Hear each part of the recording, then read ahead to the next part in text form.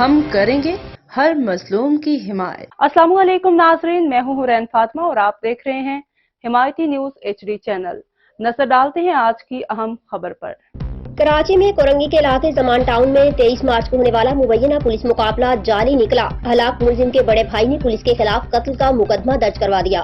ہلاک ملزم کے بھائی نے مقدمہ عدالتی حکم پر مبینہ مقابلے کرنے والی زمان ٹاؤن پولیس پارٹی کے خلاف درج کروایا، جس کے متن میں کہا گیا کہ گھر والوں نے چھوٹے بھائی ارباز کو افطار سے قبل سودا لینے مارکیٹ بھیجا تھا۔ FIR کے مطابق رات 12 بجے میں گھر پہنچا تو معلوم ہوا کہ ارباز واپس نہیں لوٹا۔ بھائی کو سب جگہ تلاش کیا مگر نہیں ملا، پھر زمان ٹاؤن تھانے میں اس کی بائک ملی۔ ان کے مطابق معلومات پر پتہ چلا کہ بھائی کو پیٹ میں 6 سے 7 گولیاں ماری گئیں۔ ارباز کی ناک، ہاتھ، پاؤں اور کندھا تشدد سے ٹوٹے ہوئے تھے۔